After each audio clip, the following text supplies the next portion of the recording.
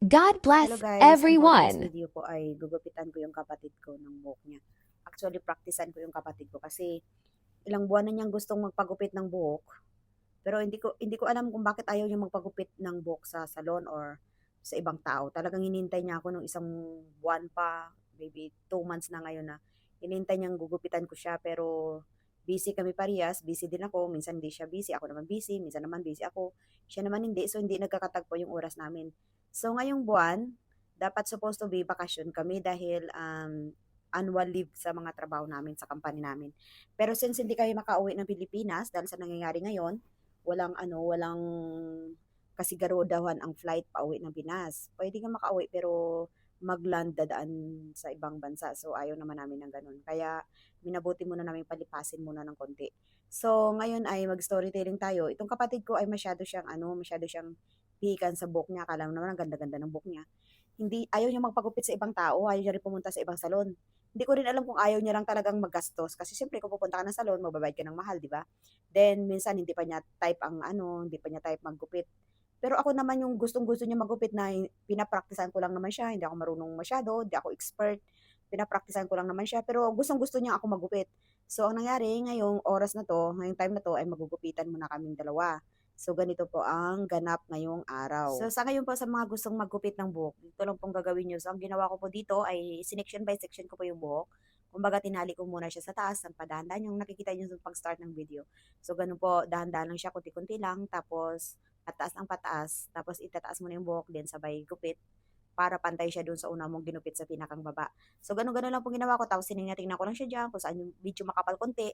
Pag medyo makapal siya dun sa side na yan, gugupitan mo siya konti. Yung parang ganyan lang, paslide ang kamay, tapos gupit ng konti, tapos paslide ang kamay, gupit ng konti.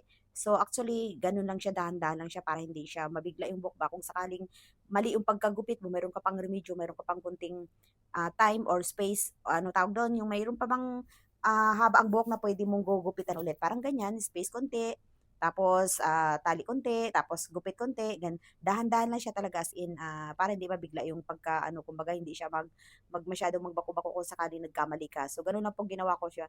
Pero hindi ko alam itong kapatid ko kung bakit gustong-gusto niya na gugupitan ko siya kahit alam niya naman na hindi perfect. Pero feeling niya pagkatapos ng gupit niya, feeling niya ang ganda-ganda niya, yung bang perfect na perfect ang paggupit, ganun. Kasi section by section din naman ang ginagawa ko. Then dito sa side na 'to ay dito na tayo sa bangs part, sa pinakang taas niya. So ginupitan ko muna ng konti yung bangs dito sa pinaka-kaharap. Tapos nung napantay ng bangs niya, pinantay ko na rin yung pati sa likod, yung dahan-dahan lang siya para mag-layer-layer siya ng konti, kunwaring drama-drama sa buhok. So ganyan ang ginawa ko guys. So to be honest, dahil isang buwan po kaming walang trabaho ngayon, actually nakakapagod talaga siya. Mas nakakapagod siya kaysa dun sa may trabaho ka kasi hindi rin maganda yung alam mo yung nakahiga ka lang, kain tulog, tapos tatamarin ka lalong lumabas, nakakatama din lumabas.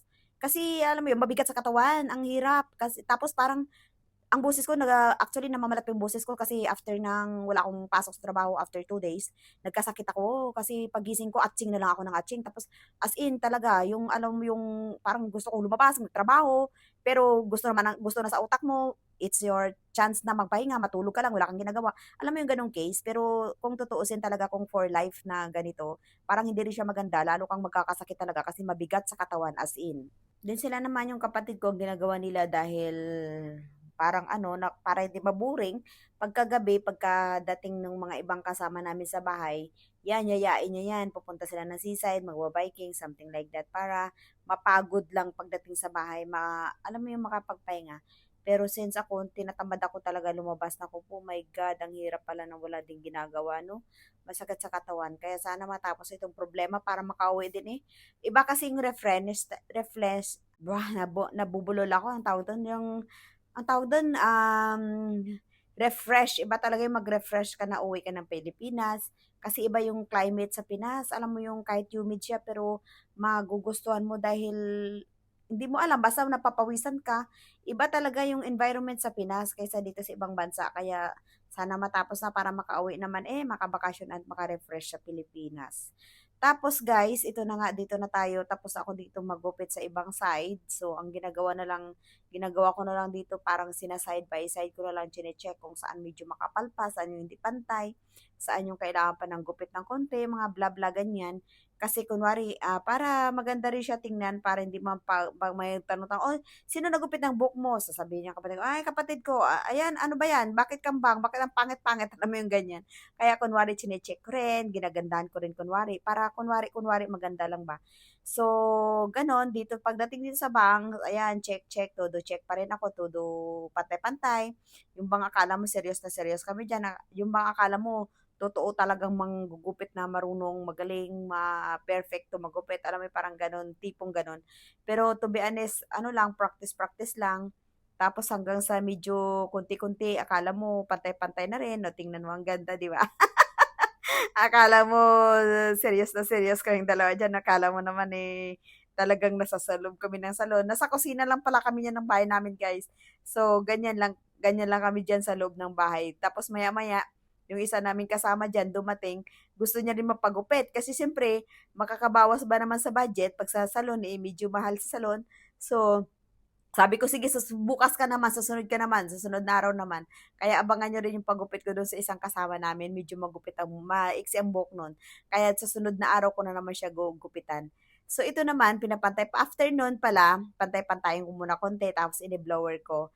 Kasi para 'pag blur-blur diyan makikita mo siya yung volume-volume na medyo maganda din ang volume ng buhok. Lalo pa yung buhok ng kapatid ko, eh, medyo ano siya, yung parang healthy pa siya, hindi siya dry masyado. So, sabi ko, "Sige boy, i-dryer natin." Kaya ayan, bino-blower namin kumbaga. Kung sa Arabic is siswar, parang gano'n, siswar. So, ayan, medyo natutuwa na siya kasi sabi niya, "Uy, ang ganda ko na, ang ganda na ng buhok ko." Gaganon siya ng gano'n. Pero hindi niya alam na alam mo yung maduling-duling ka na sa kakasipat-sipat kung saan pa yung makapal, sa yung hindi makapal, kaya akala niya naman, eh, madali-dali na magupit.